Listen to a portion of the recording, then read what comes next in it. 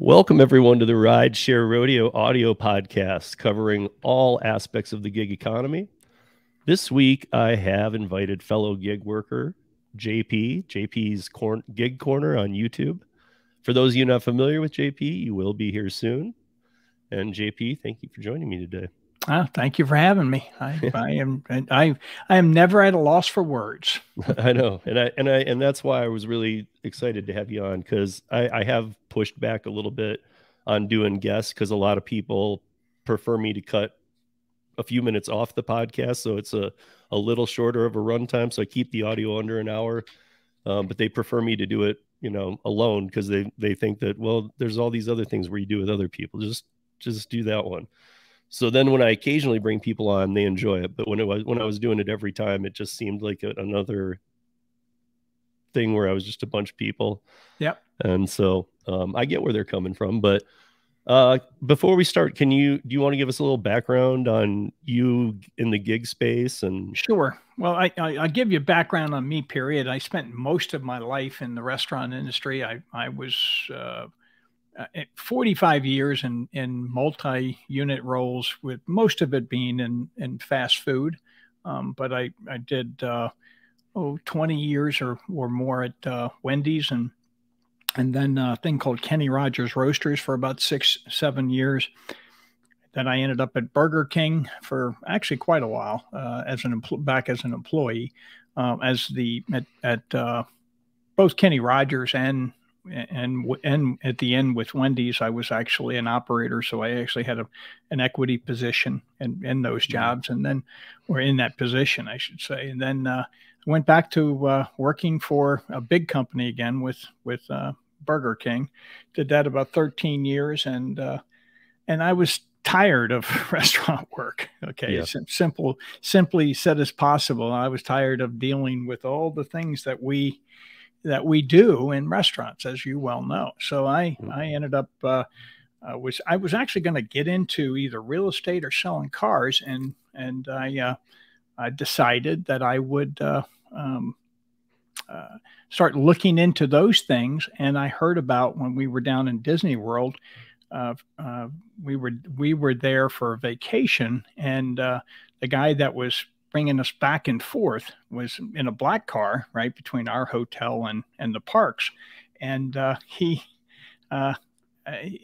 said, I was asking him about the business, because that was the other thing that I had thought about. Living in Connecticut, black cars were used to be used a lot to take people to the various New York airports. So you're talking about black car service from like limo companies and stuff? Right. Yeah. Okay. But there's a lot.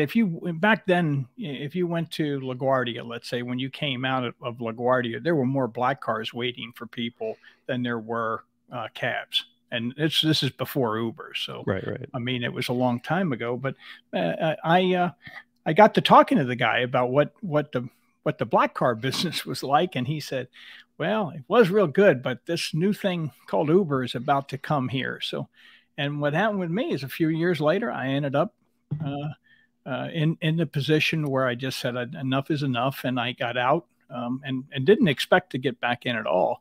And I only did Uber just because I was bored and was waiting to hear on some of the things that I had applied for. I was waiting to hear from them, and I started doing it. And before you knew it, and that was back in 2016, I really got into doing it full time, and they had me, they had me hooked. Yeah. I first did Uber, and then a few months later, they came. Lyft came to my markets. I drove primarily in the Raleigh-Durham or the Charlotte area when I first started, because here in Greensboro it really wasn't as busy. But I eventually purchased a new car, or newer. It had about 18,000 miles on it, and it was about 16 months old. And I still have that car. It's got 450,000 miles on it now. So it was a Lexus ES300, and it actually qualified for the it qualified. They didn't call it Lyft Luxury. Maybe they did. They called it. Are you talking about like what year? Like 2015? 26. This would have been 2016. Okay. and into 2017. Originally, I did it because of Uber Select, and Uber Select was in Raleigh. It wasn't in Charlotte, but I checked out in Charlotte what what the black car business was like, and all of the drivers told me, "Hey, it's just really way oversaturated." They sometimes sat for 3 and 4 and 5 hours at the airport waiting for a ride, and you never know what you're going to get. You could go to Uptown, which is a 10-minute ride, and I didn't see any way of making money with that. But I did do Select, and I think it was maybe it was Lyft Luxury, but I can't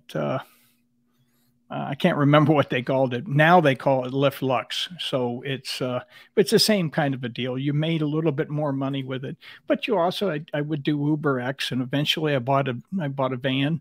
I bought a town and country van and used that for XL, especially in the summertime in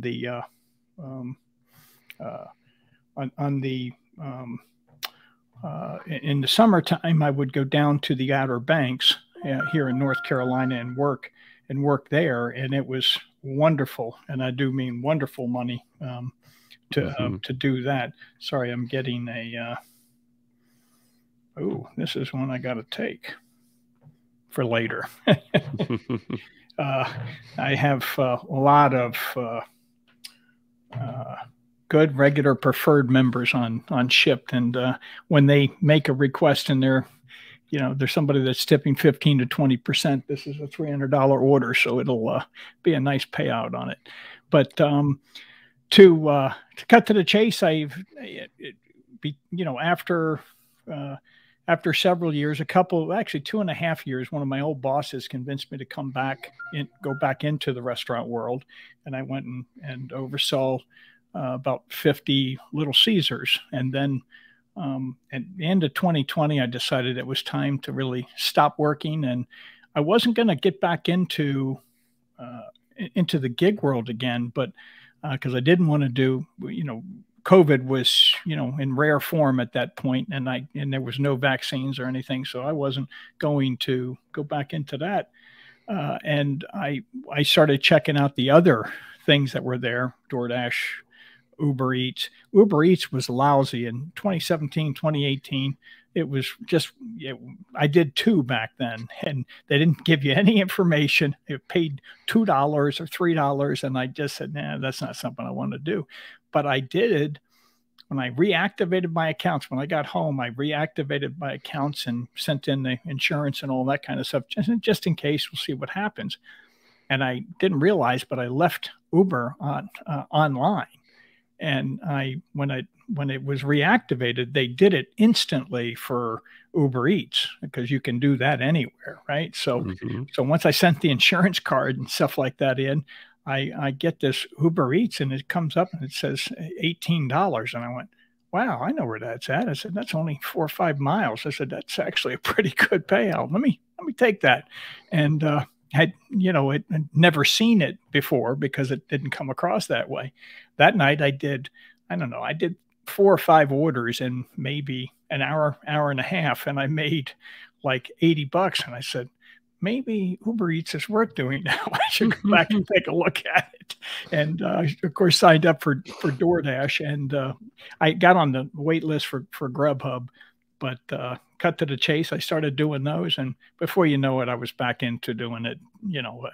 2021 was a phenomenal year for me anyway in the gig world. I did a ton of rideshare during that time, and I was making not good money, but great money. I put it this way: as a director of operations for 50 restaurants, I made more money driving for Uber and Lyft and DoorDash and all those things than I did as a DO.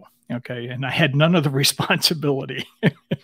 About the same hours? Pardon me? About the same amount of hours too? Oh, I always worked hard. So and yes, the hours were probably less actually, because in my position, I was driving most of the places I had to go to, especially once 2020 hit. A lot of the flights were canceled. I couldn't fly anywhere. And we were all over the state of, I had Connecticut. Oh, I'm sorry, Connecticut. I had Texas, New Mexico, Arkansas, Louisiana, and I believe that's it. And they were spread all over the place. The owners of this company would go in and buy 2 or 3 here and 2 or 3 there. And before you know it, they were spread, I think, in 10 states. And now they've got about 100, maybe 130, 140 locations. But they don't do just Little Caesars. They also do Wingstop and they just opened up Whataburger. So I was driving all over the place, working 90 hours a week, and I just said, in 2020 I spent 300 nights in a hotel. In 2019 it was 328 or something like that. So it was enough was enough. So anyway, I'm back in doing it all the time, and like I said, 2021 was fantastic, and then. So I've amassed about 32,000 trips now in total between Uber, Lyft, everything I do on the shopping apps, DoorDash, and obviously the way you make money in the gig world is through multi-apping. And especially now. Yeah, especially now. But even then, it was kind of the same thing. If it was so funny. I still get the Uber quests, and they've actually come up in the last, I don't know what's been going on in the last 3 weeks, but my quest for last weekend, I think was actually one that made me think about it. I said, 70 rides for $295. That's not bad. Okay. But you had to do it Friday, Saturday. Is it Friday? Yeah. Friday, Saturday, Sunday. Right. But back in 2021, I had weekend quests that were over $1,000. Yeah. And it was real easy to get it. Yeah. I parked near one of it, depending upon where my last trip took me. I was either parked outside of Duke, UNC Chapel Hill, or NC State. And those kids are, they were going all over the place. Right. And they're all short, easy to do trips. And, it was not unusual on a Friday, Saturday. And then Sunday was a little bit less, but it was bumped up considerably because of the quests. It was not unusual for me to do $500 to $1,000 on a Friday, Saturday night, depending upon what was going on. And so I could work less, but you were working all the time. I mean, I would go in at 3 o'clock or thereabouts in the afternoon on Fridays and work until about the same time in the morning. And then next day on Saturday, depending upon whether there was a football game or basketball or whatever was going on, I'd start about then and then do it again until 3 in the morning. And then Sunday I would start a little earlier, but I would, finish up a lot later. So, but that is my story.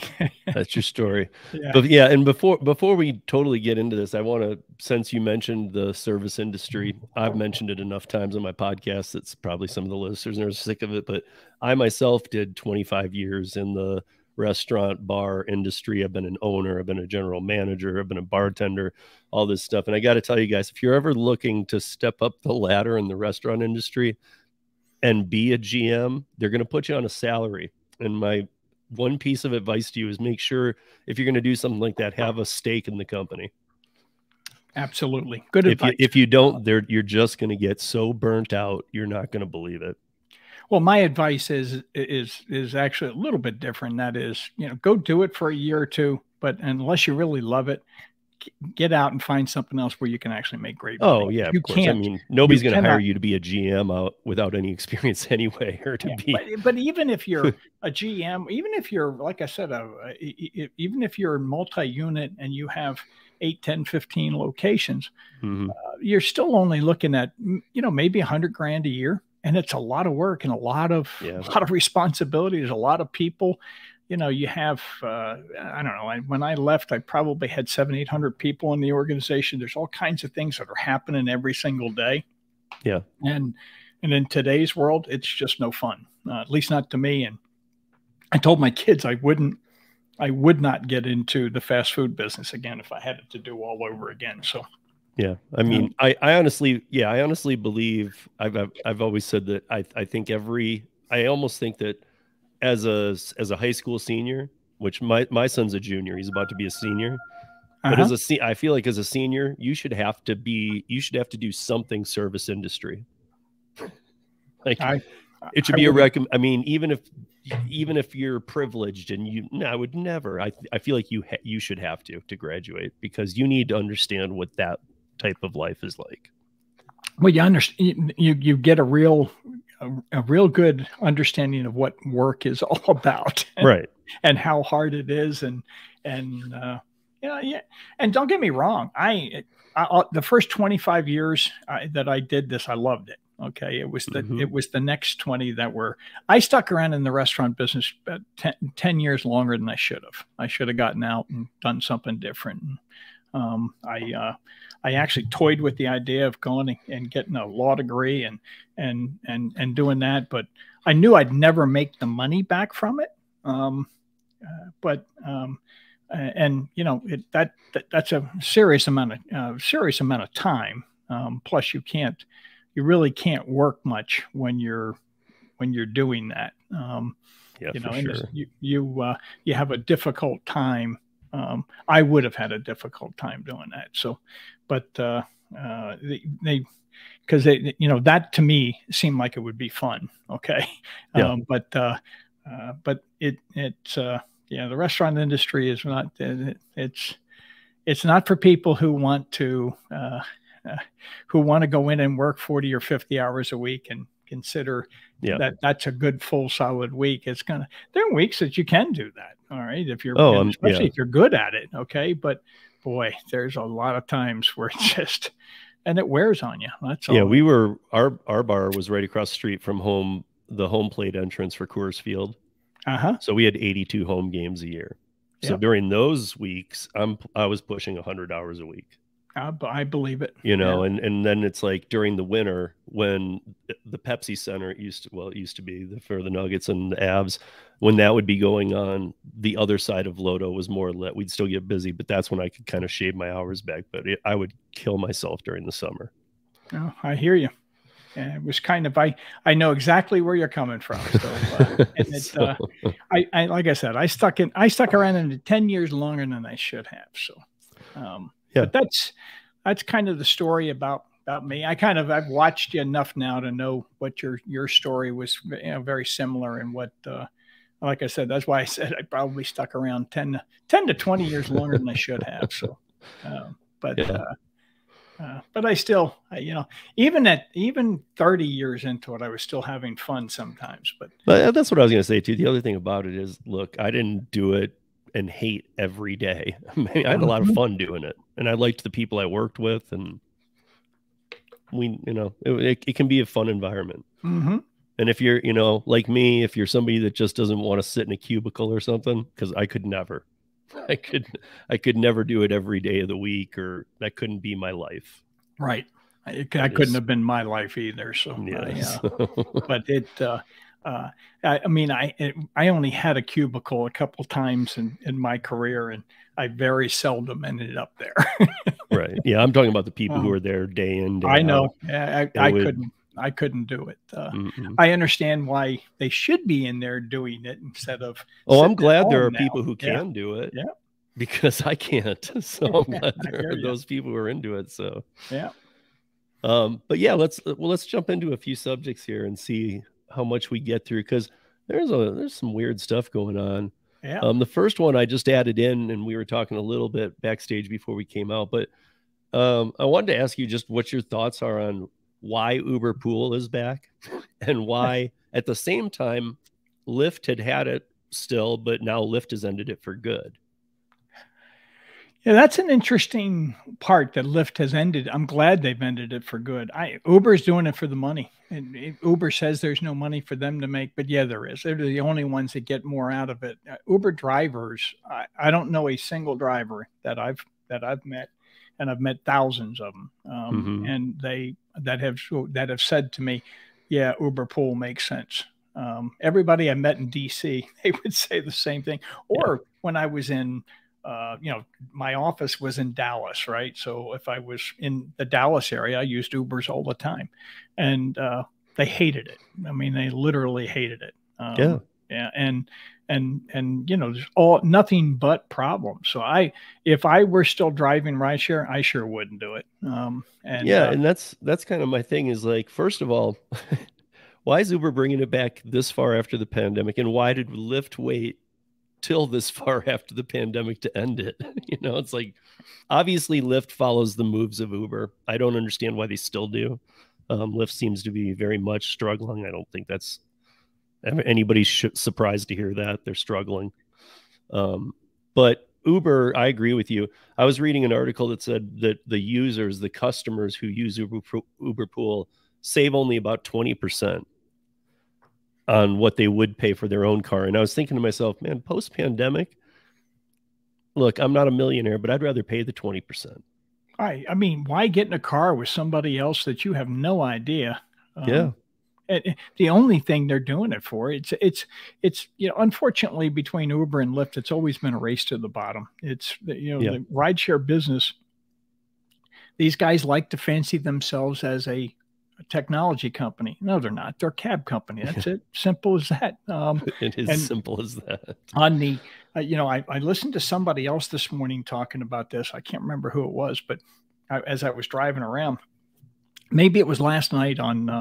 I listened to Pedro's live. I was too tired yesterday to do anything more, but I heard a guy say, well, they really aren't a technology company, and they don't want to be a technology company. He was referring to DoorDash, and I said, oh yeah, they do. That's exactly what they want to do. And the reason they want is, because these venture capital people, these VC people will throw 50, 60 times the money at a technology company than they will a logistics company. Logistics doesn't make as much money. And certainly the cab world, that's a very low margin, always has been. Okay. Yeah. Moving people from point A to point B has just always been a low margin business. And same thing with logistics when it comes to delivering food. As a matter of fact, when I first saw Uber Eats, one of my buddies that was a driver, he said to me, he goes, well, what do you think, John, on delivery? And I said, I'm telling you, Jamal, it's the worst part of the restaurant business. I said, the only people to get paid and make less money than a delivery driver is a dishwasher. Okay. Now that was before the pandemic. Okay. And when I did, we each did some Uber Eats, and he went, boy, you're not kidding. He goes, I made $4 and it took a half hour, 40 minutes. I mean, and we were used to making, most days anywhere from $250 to $400 at that time. Sure. And it would take most of the day. All right. Because back then we would hang out at the airport during the day. Now at night I would hang out near the bars and or the colleges. But during the day, well, there was nothing else to really do because we didn't have, DoorDash and Uber Eats and all that like that. I would just sit there waiting for people to come in, and I would still be able to make pretty good money on it. Eventually we each did our own kind of car service, and that is where you can actually make decent money, but it's still a low margin business. So I don't understand why Uber, other than they're going to make another 20%. So for every nickel they can get on, each of their billion trips a day or whatever it's up to, that's a lot of money. And so that's all they're looking at. So unfortunately, I always try and not put the tinfoil hat on, but try and see what are you guys really up to? Because let's be honest, we've watched Uber buy and sell autonomous 3 times. Yeah. VTOL, was just a complete joke. I mean, and that it was 2025 in LA, they were going to be landing on every rooftop with these vertical takeoff and landing. Come on, guys. And that's where I get to even where do these venture capitalists, why don't they do some research and understand this isn't real? Well, you see, they're making a market, so they don't. That's the problem. Is they're just market makers, and they're not really that terribly concerned about, with all the money that is available out there. There's more money available than there is good product. I mean, it's been that way back to the days when I was at Roasters, when my partner and I met with a couple firms, and big firms down on Wall Street, and there was a ton of money they'd throw at us. But when we looked at everything and put it all together, it wasn't going to work anyway. So, because we were looking, Roasters Court filed bankruptcy, and we were actually looking to purchase the whole thing and take it and hopefully make it work, not just for us but for everyone, and then eventually get out of it. Because back in those days, we believed it was going to be the same thing as Boston. You know, there was Boston Chicken and there was Kenny Rogers Roasters, and we thought it'd be synonymous with McDonald's and Burger King, and that never materialized. So, I mean, Boston Market still has, I don't know, maybe 150 locations across. Well, they're actually there in Denver. They're based in Denver. I was gonna say, yeah, we have a couple, but you can't find many. Yeah, and that's because they're based in. We have one here. Hold on a second. I got to send this. Somebody just asked me to go do a dumpling order. So anyway, yeah, that's it. It's just money. That's all there is to it. And it's not a lot, but remember, it doesn't have to be a lot for Uber to make that turn into millions of dollars, because even if it's a nickel a ride more, they do enough of them. It's all a numbers game when it comes to that. And it's not something I would never, like I said, I would never I wouldn't do a shared ride, period. No. I did my share of them, but it was, I mean, a handful only just to learn. They never did, like, for that time of day and how long it was taking me, and the aggravation of multiple people, and them sometimes at the time adding a third person once you already had two. Yeah. It was like, I mean, I would look at it at the end and go, this is not, you don't do these. There was never a time where it's like, oh, Uber Pool's great, even like for a month or two or anything. It's like, got introduced. It was horrible. Yeah. And there was, again, it was always from the beginning only going to pay Uber and Lyft. Those are the only people that are understood to make anything out of it. Now, it does surprise me that Lyft has pulled completely out of it, although with all their issues, I think that would just complicate it even further. So I think, we'll see what happens as RiDESHARE gets in and starts to make things happen. Yeah. There was actually an article that came out on, was it yesterday maybe, or Saturday?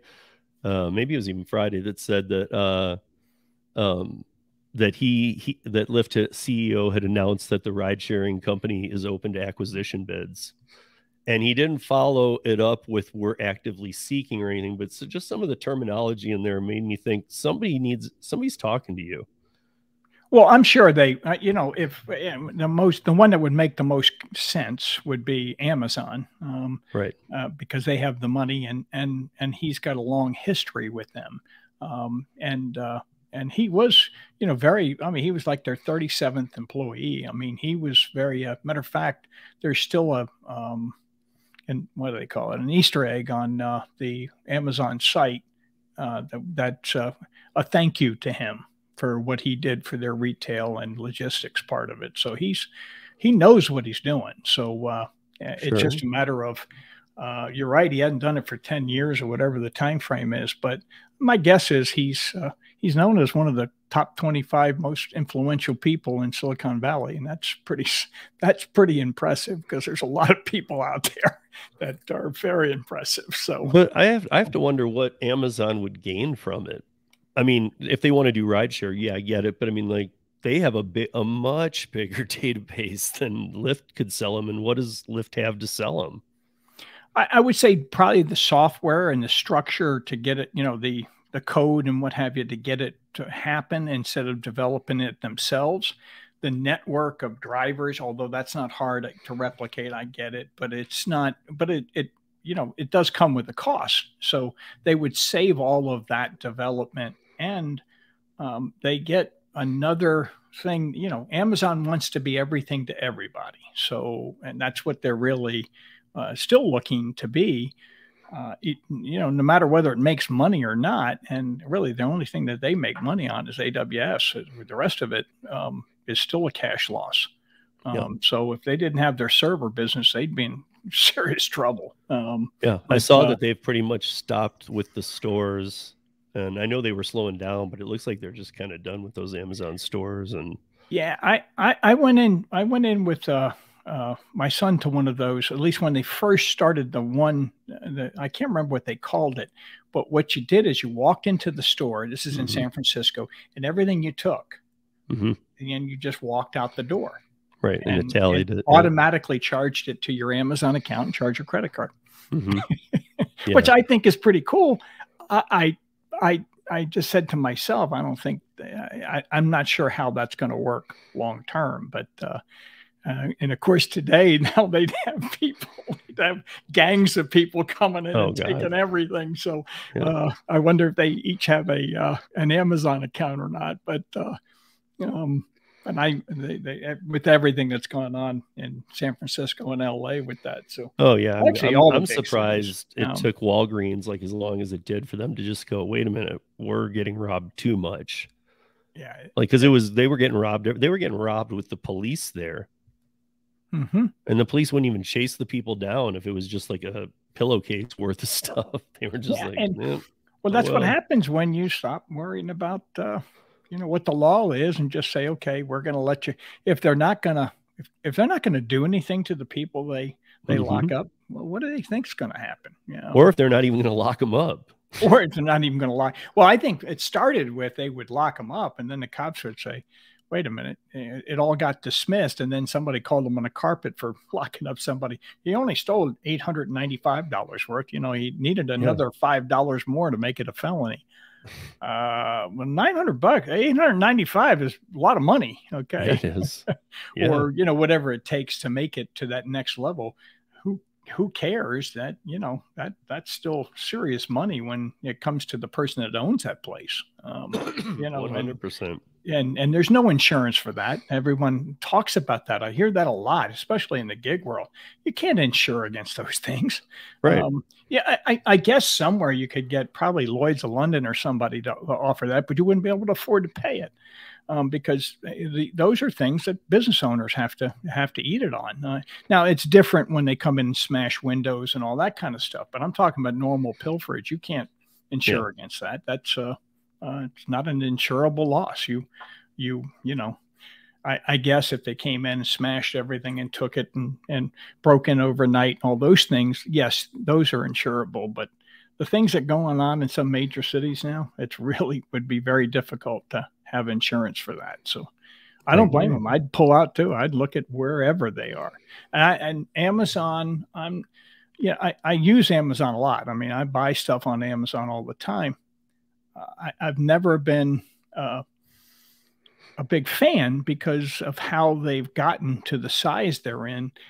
All they've done is kind of like what Uber did with the cab companies, but they did it in the trucking world. They got in a race to the bottom. And, you look at a UPS driver making $42 or $44 an hour, and even the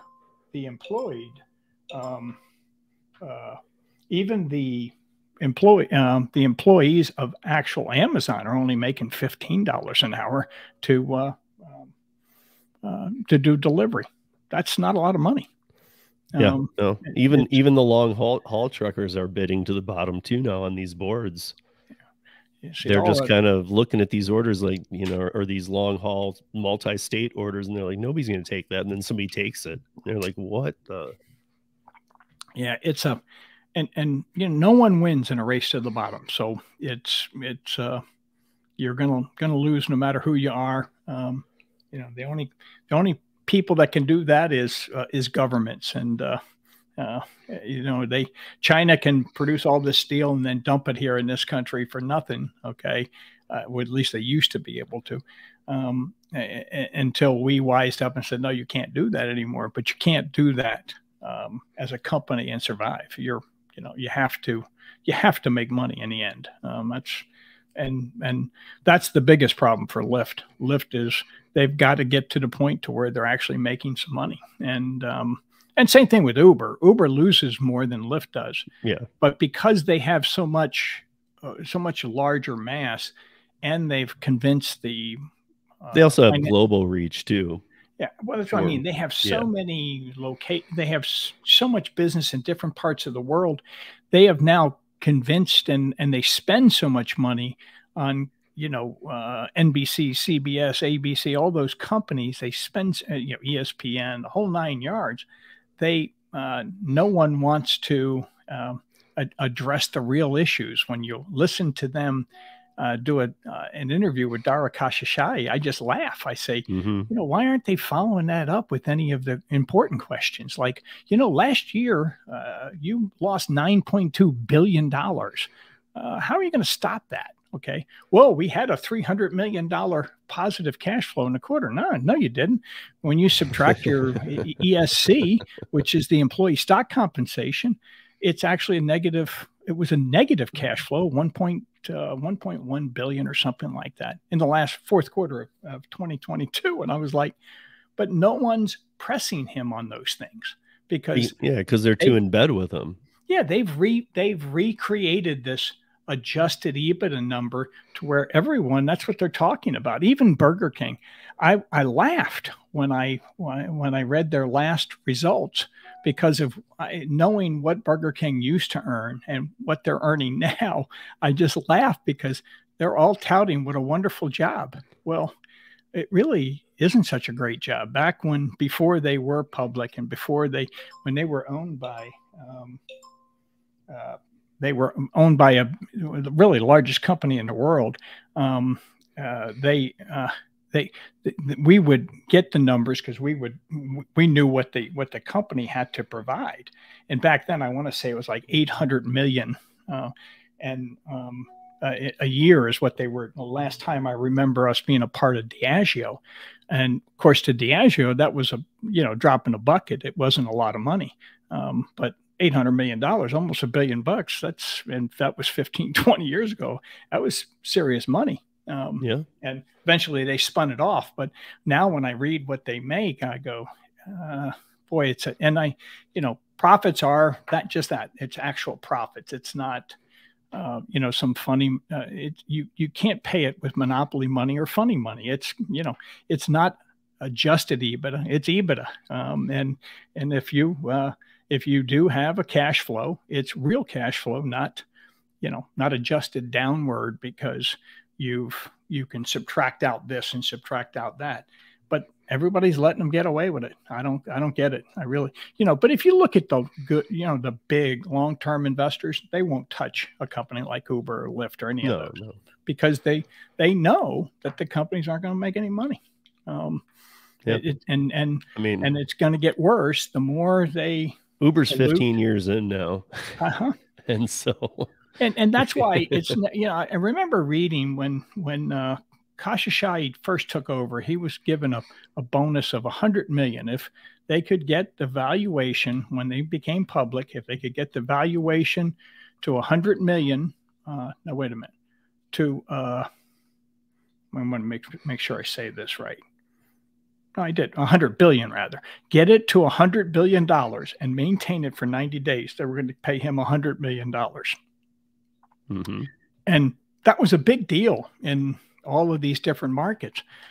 Well, there's a really important reason. All those people that were giving him this money, they were going to make billions of dollars. And the only one that ended up, Kalanick is the only one that ended up making the money that they should have made. They all should have sold as soon as it went public. And it's never going to get, my prediction is it'll never get back to what it was when it went public. Because the company's always been overvalued. Okay. And what Uber come out at? Over 50, right? I want to say 7. I know Lyft was in the 70s. Yeah. I'd have to look it up. Yeah, actually. Whatever it was. I mean, like, I don't think they'll cross back over 50. I don't either. And even though they had a good first quarter and the stock actually became worth more, I think Uber's going to continue to struggle until they start making real money. And they could do it tomorrow. You know, look at what RiDESHARE did with Lyft right away, knocked out. What was the percentage? Like 40% of the people? Yeah. Or well, 30% like, or whatever. 2,600. And then it was like, then everybody has to come back to the office. And if you didn't, you were fired. And it was like, he was like coming up with different ways of even doing it. Like we're going to trim the fat here. I mean, these guys should have been doing that for a long time. I mean, I hate to see people lose their jobs, but you can't just make up jobs. I agree. I hate to see anyone lose their job. Yeah, when it first started, it was valued. It just tells me it was valued at $69 billion in the IPO. But it doesn't give me the per share profit. Actually, it says here that it began trading at $45 a share, and that put them at $75 billion. And okay.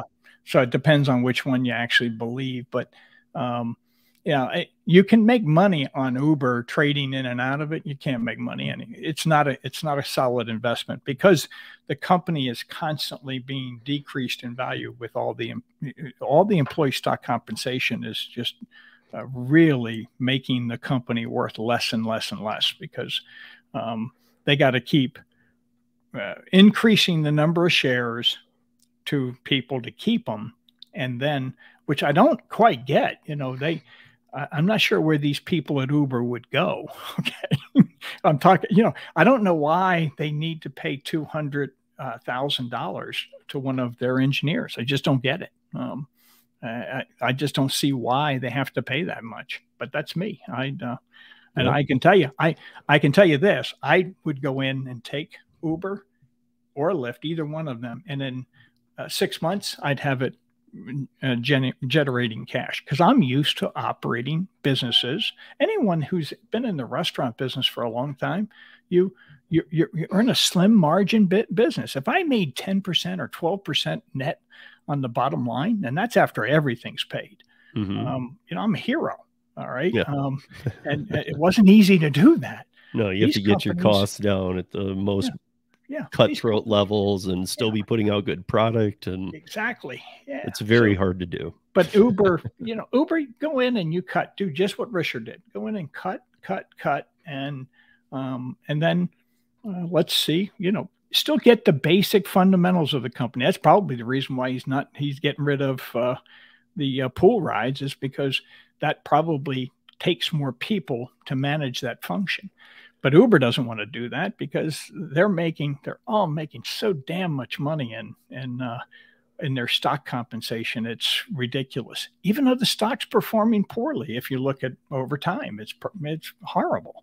And now if you take the per share value, it's much lower than what it was when it first started because of how many additional shares have been. And they have, I think, 10 or 12 billion in debt. I'm like, why did they borrow money? And then yet you heard well, we're going to buy this other company now. Why? I mean, what in the world are they thinking about? Yep. But hey, that's, you know, as long as they keep doing it. So that's kind of off the topic now, but hopefully you can edit all the parts of it. I don't edit this. Oh, no, okay. The audio podcast goes, man. Okay. But I'm going to try and group this piece into a couple different things because I want to make sure we hit on this topic. And so this, I want to talk about some of the bills going on, like we don't need to be specific, or we can be, but I want to talk about like why Colorado's failed, why Illinois is trying, or why they're trying to make them common carriers. Mainly, I really want to hit on what just happened in Minnesota, where they were trying to tie it into, Senator Omar was trying to tie it into like funding of other bills. I don't remember what you call it when you attach a bill to another bill. You know, I always think it's junk because that shouldn't be the way it is because it can screw up a good bill. Yeah, they're called amendments, but yeah, okay, so amend it, yeah. So, but I think every bill should have to stand on its own. But regardless, they were at their D-Day, and they took it to they took the Senate committee sent Uber and Lyft regulations to the floor without recommendation, and they got there and they were saying that, so like, okay, I hate to side with the Uber person at all, right? But they said that every Uber driver or every ride needs to carry $1 million of medical insurance. The Uber response was, there is not one company out there that will provide us that. Like, it wasn't a question of we don't want to pay for it, it's too expensive. It's that it doesn't exist. They were asking them to do something that they can't do. It's not possible. This is in Illinois? Is that no? This is the Minnesota one. Okay. And then the other part of the Minnesota one, because I didn't like that. Obviously, I mean, look, if you want to go for it and try and get some money out of them, I get that. But I mean, if you're going to make it impossible, what's the point? But the other part that was really scary to me was that they were saying that anytime a driver had their app on, they were to be insured by Uber. Now, why would that be the case? Because if I'm going on a road trip, I'm going to turn Uber on, even if I'm not taking rides, and just in case something happens, so I'm double insured. Well, you actually probably wouldn't have any insurance other than Uber at that point if you had to, and you disclose that you had the app on, which you'd have to do through subrogation. You wouldn't. Most people, I think it's last time I checked, it was over 90% of drivers don't have the proper insurance to drive people around, and I'm sure that's crazy. And I don't understand why Uber doesn't just fix it by requiring every driver, at least those that do it. You know, let's say you do 100 rides a week. Okay, well then you have to have your own commercial insurance, and then it's your policy, nobody else's. And in the end, that would, and it's not as expensive as, at least here in North Carolina, back, and I haven't looked at this since 2018 is when I went, September 2018, I went back into the W-2 world. But it was costing about $300 a month here for 100% commercial insurance. It's probably now $500 a month. Yeah, but I was going to say we had that here too. Like when 2015, 16, first of all, I don't even think we knew to have it then. Yeah. And unless you really deep dove it, I mean, there was really nothing about it. But then when you start hearing about it, if you called, it was very expensive for commercial insurance. Now, a lot of these companies have gig insurance. Well, in a lot of cases, though, even the gig insurance would be limiting as to what it would offer and provide, but it's better than nothing. Don't get me wrong. I don't understand why they just don't make it. If you're going to do it part-time, then require them to have a rideshare rider and okay, that'll take care of that. But some places, some of the rideshare riders don't cover delivery. You guys had a guy on that was in an insurance business, and they wouldn't even insure delivery only. Right. Stable. I've had Buckle and Stable on, but yeah. And so, you know, it's an issue that needs to be dealt with. And again, that gets us into regulation, forcing people to do it, because these companies aren't going to do it on their. I don't understand why Uber, though, doesn't. When I first started, you would get, I don't remember the number, I think it was $1 a ride. If you did not, it was $1 a ride. If you did not have their insurance, you would get an additional $1 for every ride. And I just went and did the math on it when I first started and said, hey, you know what? It's going to cover my costs of the insurance, so why not do it? But we had a ton of people in Raleigh have these tiny little Corollas that were falling apart, but they all had for hire tags. Okay. And that's because they were getting $1, $1.50 a ride in addition to whatever they made. And they take everything, because the idea was they wanted as many rides as they could get. All right. Now, that doesn't help the quality of, you know, the ride for the customer. You know, for the rider's not going to be happy if they, you know, get picked up in a Toyota Corolla that's about to fall apart. But again, Uber isn't all that worried about it, because they'll just get another one that's not falling apart. Right. Yeah. And deactivate that person and move on until they get, you know, another vehicle with whatever's broken. But I do think that I think that's if they have $1 million per claim, I don't get why that would be. That doesn't. I, I don't know what they're expecting. I mean, that's the kind of number that a tractor trailer has, and at least they used to have. I don't know what they have today, but you know, that's the kind of insurance that tractor trailers have to have because they can very easily do $1 million worth of damage. But I don't know why you would do that my on a feeling vehicle. was they were literally pushing. This was almost like, yeah, we know you can't do that. We want the cab industry back. We want you gone. Yeah, I I mean, don't. luckily it didn't pass. They stayed till 7 at night, and they were all like, this was running late. They were trying to amend it on the fly, on the floor, and like they were just at even both sides of the aisle were getting to the point of just shut this down, Yeah, just stop. You know, yeah.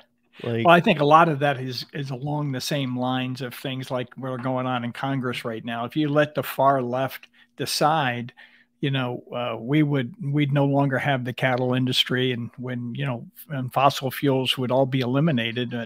I'd sure love to see how AOC would get from New York City uh, to DC every week because she wouldn't be able to fly back and forth.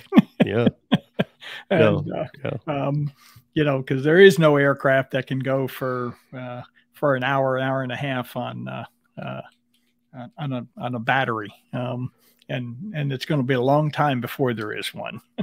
But At least without that's but what I without getting guess. specific, because I've seen comments from you too on these, like the bill that failed here in Colorado about transparency and right to Uh, challenge wrongful deactivation.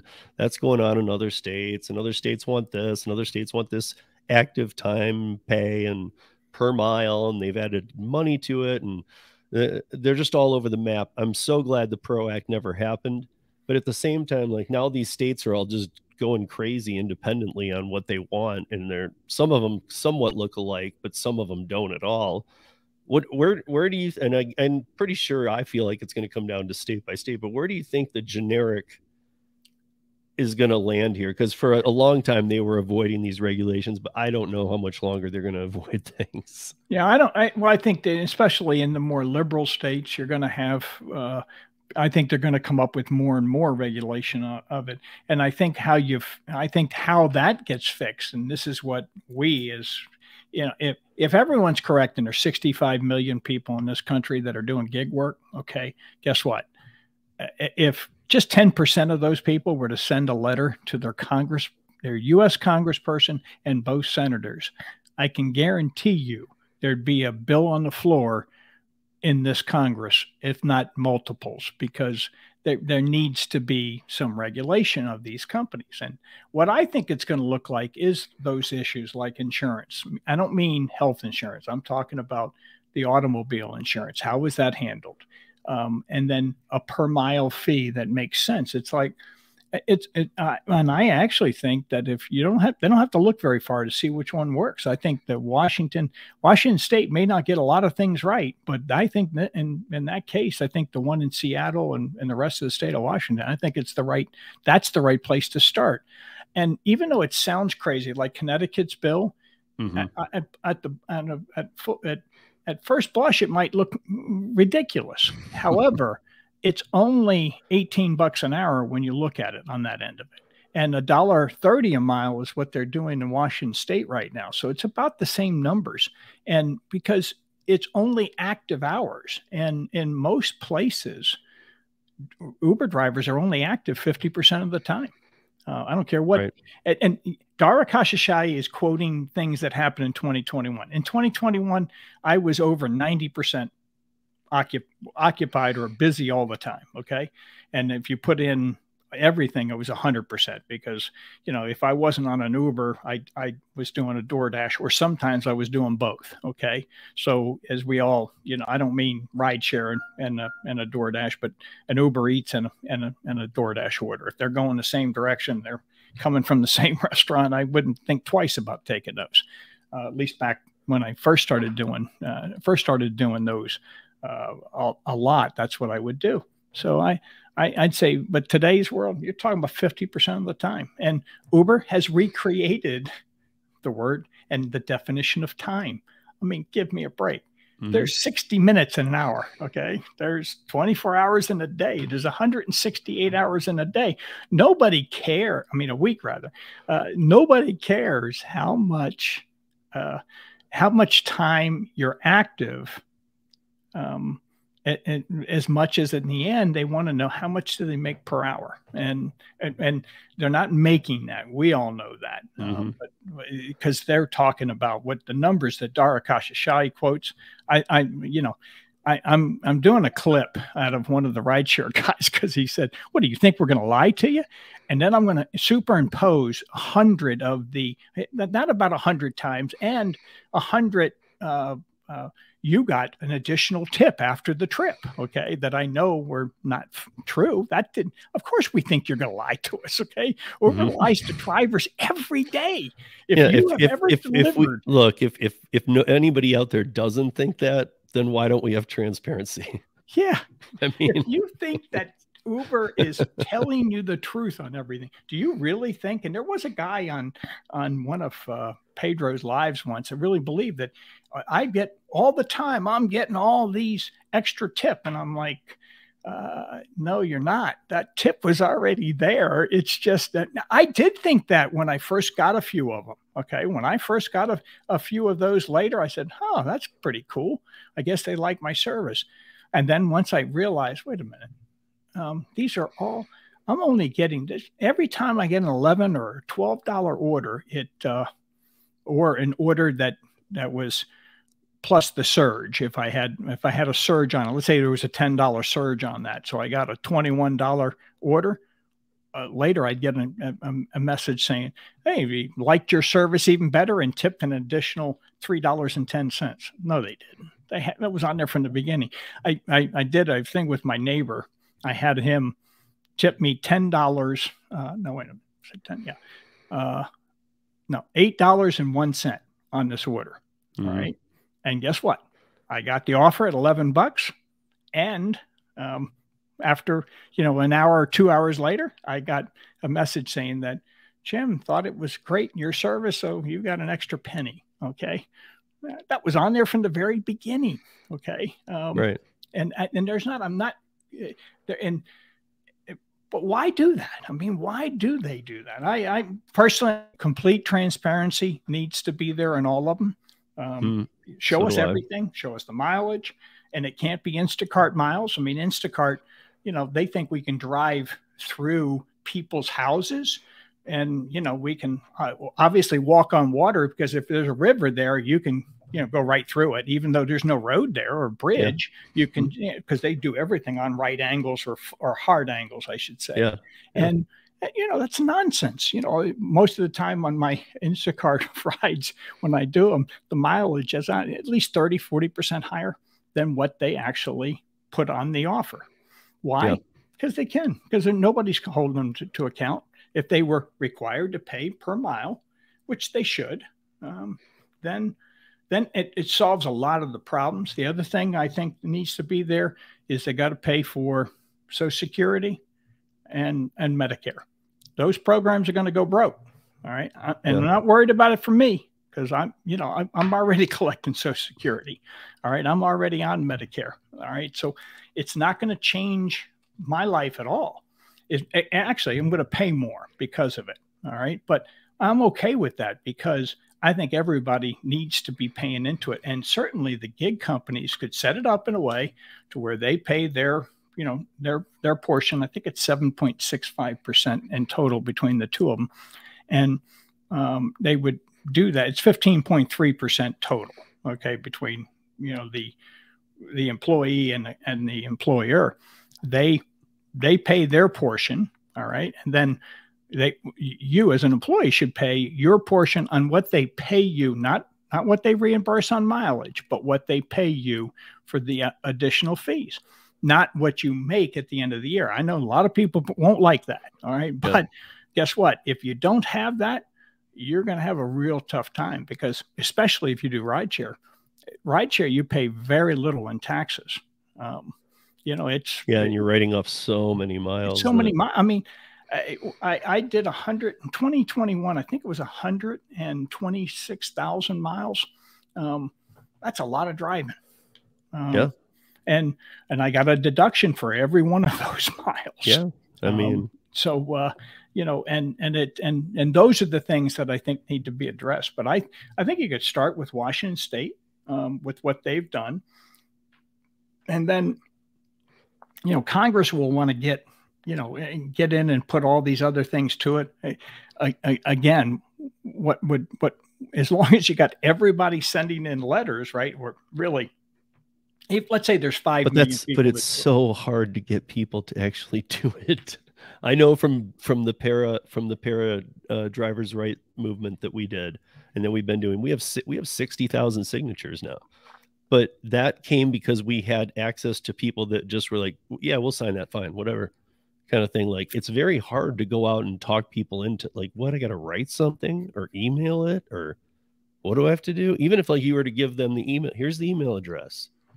You know, here's what all you need to say in there. Like, yeah, I'm going to set up a letter or several letters that you can send to people and then put them on the YouTube channel once I get to publishing these videos, so that people can go in and say, here, take this. You put your congressperson in, you put your senator, and you don't even have to write a letter. That's what we did. Call their office. Yeah. Well, that's what we did on the drivers' rights movement. Was we said we had a place where you could fill it in, but we also had an autofill that would show you, like, basically just the points that needed to be hit on, so that it would just fill it. All you'd have to do is put your email on it. Yeah, and that's what we need to do if we're going to make any difference. And that's how you win, you know, and something like this. Now, for me, lifelong, I've never been for regulation, although me neither. Because of what's happened with in the past on various different things. But I got to tell you, in today's world, you know, I'll give you some examples of where I did fully agree with regulation, and that's the airline industry. You know, back and you might still be too young to remember this, but if you're back in the 60s and 70s, every week there were jumbo jets crashing, okay? Because it was still the wild, wild west. You could walk on to a plane with a weapon, no problem. And every week there were multiple, you know, hijackings. Yeah, I kind of remember a few, and I definitely remember going to Vegas with my parents and my grandparents, and I'd sit next to my grandpa, and he'd smoke a cigarette on the plane. Yep. And you would have people would carry on, you know, they carry on a weapon, and nobody would do anything about that. And don't get me wrong, that's you know, no matter what you think about what is it, the Second Amendment, I still believe that there's times where on an airplane, I don't want to, especially some of the idiots you see today getting in fights and everything else. Yeah, some people would be dying on airplanes if everybody was carrying a gun. So you don't. Some regulation. My point is, some regulation's good, and what's happened right now is the only one's really looking to do anything with that and influence it is Uber and Lyft, and it's like right now they don't care about what the Labor Department has said, only because they know that it's not any difference, because they're using the totality rule. It doesn't matter to them. There are a lot of others it may matter to, but it's not going to matter to Uber, Lyft, DoorDash, Instacart, Shift, any of those companies, because they've already operated under those before with the Obama administration. And frankly, all they did was increase the verbiage and make it a little clearer. At least that's what my daughter said. Was it just now, you know, you know exactly what will happen if you do this or don't do this. But it's not, you know, what she said to me is, you know, it's really simple. The only way you're going to see a change in any of this is if everyone, you know, started filing class action lawsuits. And I said, unfortunately, we can't do that because we agreed not to do that when we first signed up. She goes, yeah, that is a problem. But that's what I would tell everyone is opt out of that. You can still do it on Uber and Lyft, Can't do it on DoorDash. I've heard people say you can, and I'm saying, no, you can't. Once you have to do it when you first sign up, or you can't do it in future updates. Yeah. Some of them don't even offer you the ability to opt out of arbitration. Now, those agreements would be hard to enforce because of existing laws that exist, and existing court, rulings that went all the way to the Supreme Court. And that is, if you don't give them another way to do it, you have to. You have to let them go to court. So, and although they may have fixed it too, I haven't read. And some of the other ones I've seen, I haven't read their terms of service in a while. So, that's the only thing we can do, Steve, is to get people to write letters and call their Congress people. I don't want, I don't care what the number is as far as I'm concerned. I want the worker safety net to be put back in place. There needs to be, we went through a pandemic. That's probably going to happen again. Maybe not in my lifetime, but it's probably going to happen again. Yeah, and you know what? After this one, I think even Congress realized that they really blew it with how they did all that. So people who are operating like we do, you have no protection. You can't collect unemployment. You can't get workers' comp. Because those are things those were regulations put in for really good reasons. Okay. If you go back to the Industrial Revolution, these companies didn't care about their workers. And so they died on the job. Okay. That's terrible. Like Uber, we'll give them a couple $1,000s to help with funeral expenses. But what do you do? That family needs $1 million to make up for that. And it happens. I mean, there's so much violence out there in today's world. I mean, people are being killed. I mean, one of the things before we wrap this up, one of the things I was going to mention was that, I never thought in my lifetime I would ever hear about delivery drivers being in as much danger as rideshare drivers. I never even thought that was a possibility. I didn't either. I really didn't. Although the first time that I had anything really bad happen to me, I was on a delivery. I was doing an Uber Eats delivery and somebody shot at me. But it wasn't because of the delivery. It was because I blew the horn at the lady. It's funny. My wife goes, "Well, you shouldn't have blown the horn at her." And you got to be kidding me. She sat there for 2 cycles of the damn light. I'm going to blow the horn at somebody after a minute or so, or 30 seconds if they're not moving when the light comes up. So, cut to the chase. Oh my goodness. One of my regular members just ordered another big order. I don't think I can do it. But anyway, I would, 4 to 5. Yeah, can't do both. Oh, well. Damn, that's a good order too.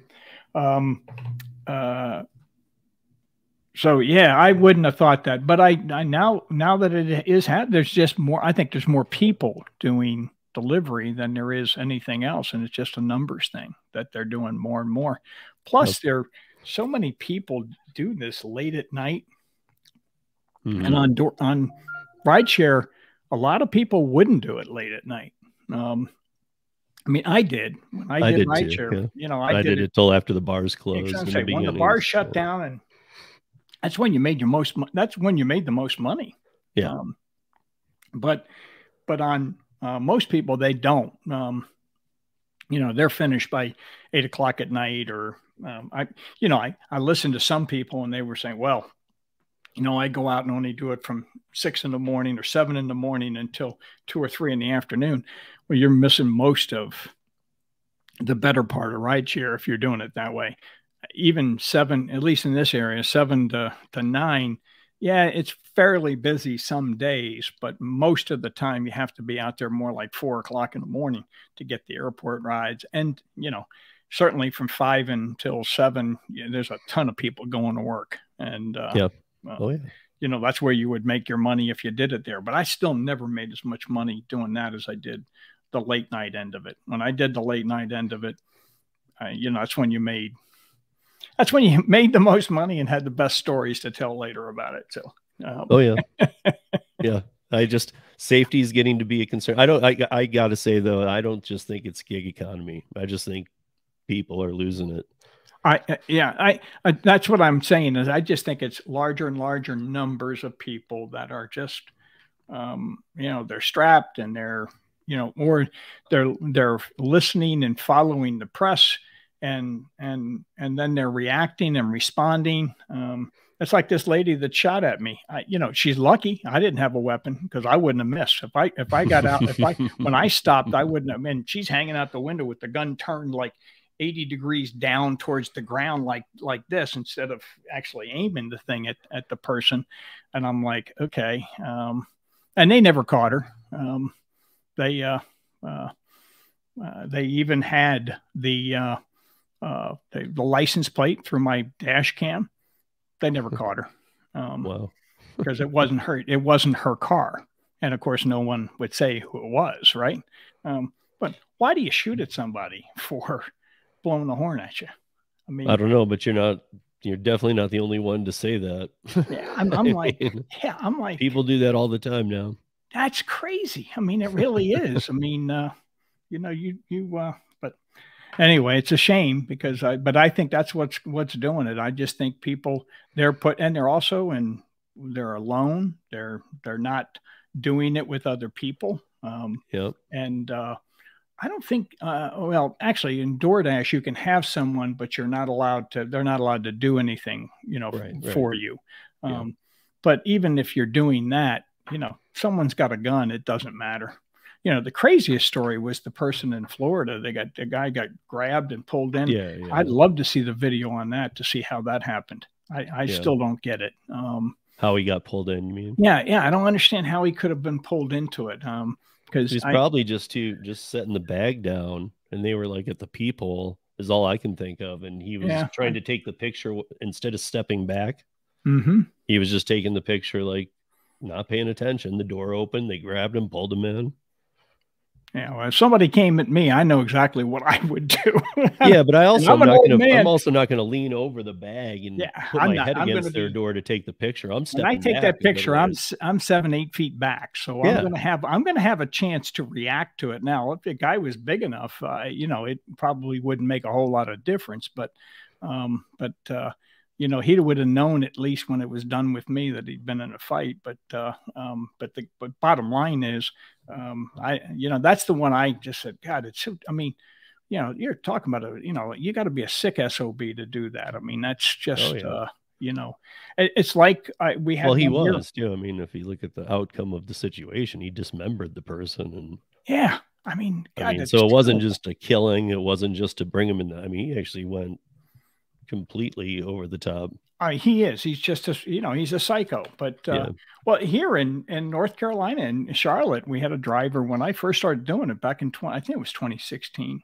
In the summer of 2016, he was killed, and these two idiots that killed him. They my point to this is at the end of the story is I don't understand why he pulled over on I-77 and they took control of the car. I never would have done that. When my son asked me, well, what would you do? I said, well, it's really simple. I'd tell him either you drop that weapon or we're going to hit that Jersey barrier or we're going to hit a truck or something else. Yes. I might die, but you're going to die before I do. Okay. Yeah. I've always told people the same thing. Have a plan. And mine has always been, run into something. Yeah. While I'm saying it, I'd be hitting the, hitting the gas and letting it, I'd be, getting it up to, 80, 90 mile an hour and they'd have to drop the weapon or I'd have to do just that. I mean, I would hope that most people actually think through those kinds of things, but this guy they took him down to Rock Hill, South Carolina and pistol whipped him and killed him that way. And then they're, really brilliant. They went to Baltimore, which is where they're from. And, they kept his credit card, his cell phone, and the $42 or whatever it was in cash that he had. But they were using his credit card, along the way. So needless to say, they got caught, very, very quickly thereafter. It was a couple of days later, but now this guy's got 4 kids and a wife, and he was in his 30s. It's terrible. Those kinds of things that happen. So yeah, all kinds of things. Yeah. Well, our time is up for today, but I'm gonna have to have you back because there's so much to talk about. Yeah, there is. Anytime you'd like, I'd be happy to do it. So yeah. On any of the things or formats that you want to do, I'd be happy to. I said, I'm never at a loss for words. So no. So thank you everybody for listening, and thank you JP for joining me. Be smart, or be safe, earn smart. We'll see you back here next week on the Rodeo podcast. Have a good one, everybody.